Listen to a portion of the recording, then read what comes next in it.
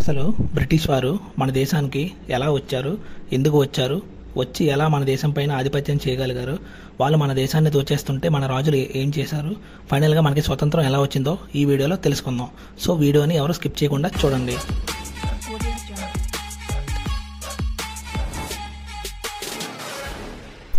British దేశమైన Britain దేశం Europe ఖండంలో ఒక చిన్న దేశం మాత్రమే. మన దేశంతో పోలిస్తే ఇది చాలా చిన్నది. ప్రజెంట్ ఇది యూకే, యునైటెడ్ కింగ్డమ్లో భాగం. యూకే కంటే మన దేశం 13 రెట్లు పెద్దది. జనాభా కూడా చాలా ఎక్కువ. అందువల్లే బ్రిటిష్ వాళ్ళు మన దేశంలో వ్యాపారం చేయాలని, చాలా లాభం వస్తుందని అనుకున్నారు. ఆ రోజుల్లో బ్రిటిష్ వాళ్ళ దేశంలో యూరప్ ఖండంలో బాగా డిమాండ్ ఉన్న వ్యాపారం స్పైసెస్, అంటే మసాలా దినుసుల వ్యాపారం. ఈ మసాలా దినుసులు ఎక్కడ దొరికితే అక్కడికి వెళ్ళి వాటిని తెచ్చుకుని చాలా ఎక్కువ ధరకి అమ్ముకునేవారు. ఈ క్రమంలోనే మన భారతదేశం పైన కన్నుపడింది.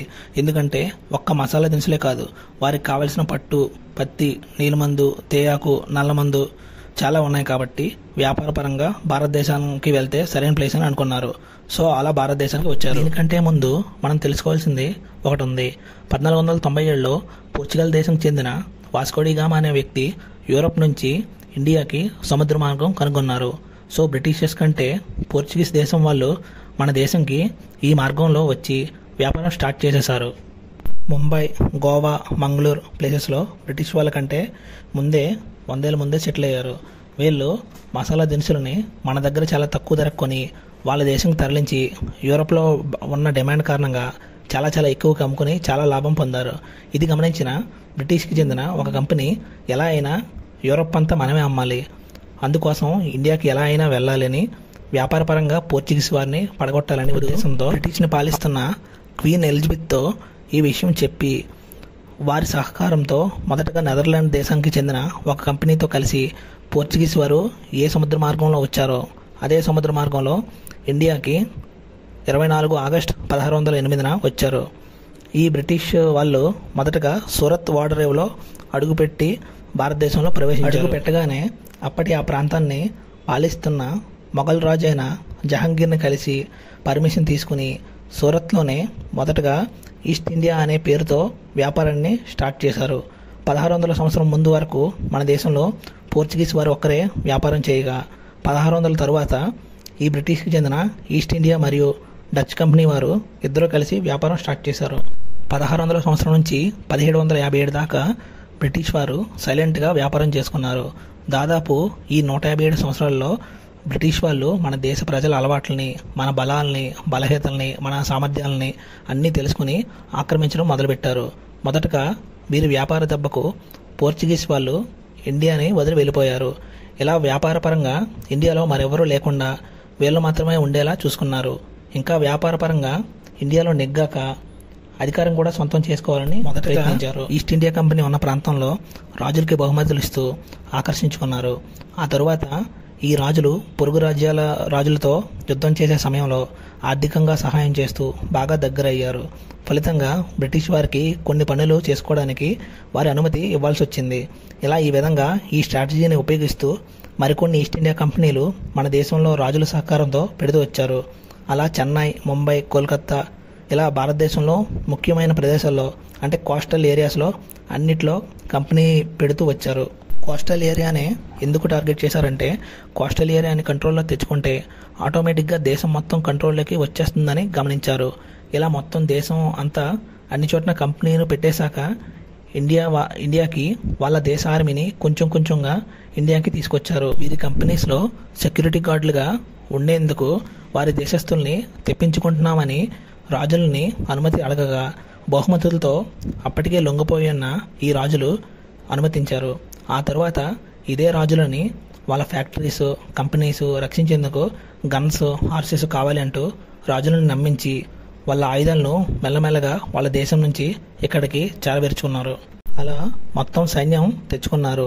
1844 సంవత్సరం వచ్చేసరికి బ్రిటిష్ వారి సైన్యం మన భారతదేశంలో కొన్ని లక్షల మంది చేరుకున్నారు.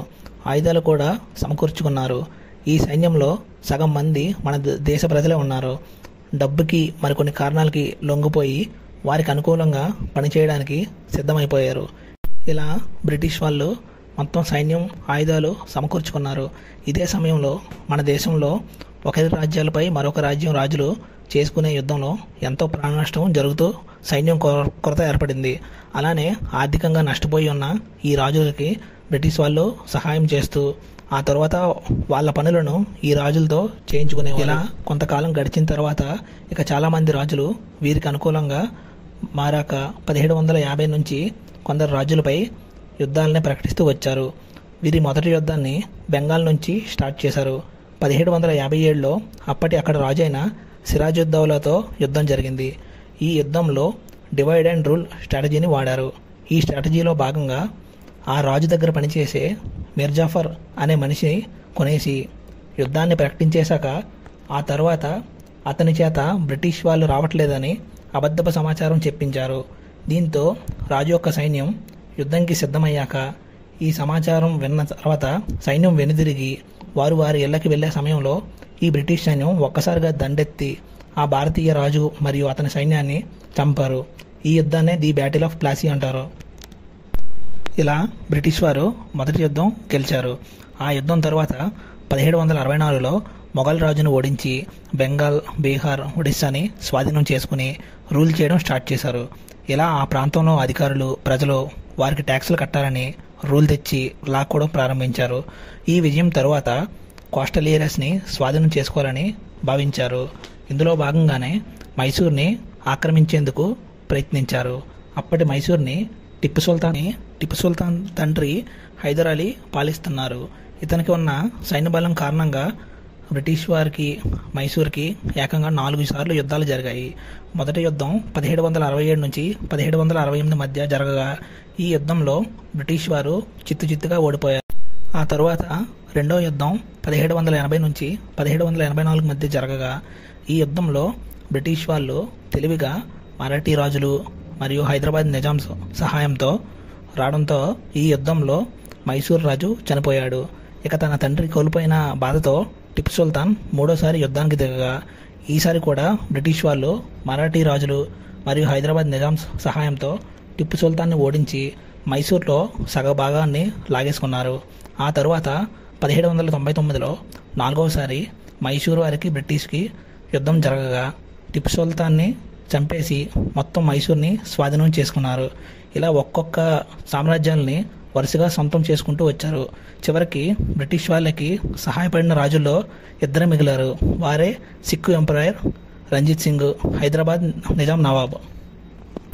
సిక్కు ఎంపైర్ రంజిత్ సింగ్ బ్రిటిష్ వారికి ఎప్పుడు ఎదురు తిరగలేదు, యుద్ధానికి వెళ్ళలేదు. దీంతో వారి మధ్య బంధం నడిచిన చివరికి ఆయన చనిపోయిన తర్వాత బ్రిటిష్ వారు ఆ రాజ్యాన్ని కూడా ఆక్రమించుకున్నారు. ఇంకా ఫైనల్గా మిగిలింది హైదరాబాద్ నిజాం నవాబ్. ఈయన బ్రిటిష్ వారికి విధేయతతో ఉండడంతో ఇతన్ని వదిలేశారు. ఇలా మొత్తం భారతదేశం బ్రిటిష్ వాళ్ళ చేతిలోకి వెళ్ళిపోయింది. బ్రిటిష్ వాళ్ళ మహారాణి అయిన విక్టోరియాని ఇండియాకు పిలిపించి ఆమెని మహారాణిగా ప్రకటించుకున్నారు. అలా భారతదేశాన్ని 1858 నుంచి 1947 వరకు దాదాపు 90 ఏళ్ల పాటు దౌర్జన్యాలు చేస్తూ, హింసలు చేస్తూ, దోచుకుంటూ బ్రతికారు.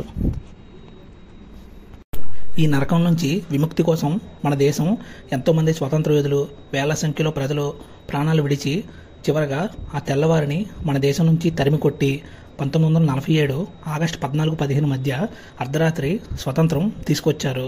వారు తీసుకొచ్చిన ఈ స్వేచ్ఛ వల్లే ఈరోజు మనమంతా స్వేచ్ఛతో బతుకుతున్నాం. అందుకే మనం స్వతంత్ర యోధులకి ఎప్పటికీ రుణపడి ఉందాం. ఇది ఫ్రెండ్స్, ఈ వీడియో మీకు నచ్చినట్టయితే లైక్ చేయండి, సబ్స్క్రైబ్ చేయండి, అలాగే షేర్ చేయండి. Thank you all and happy independence day to all.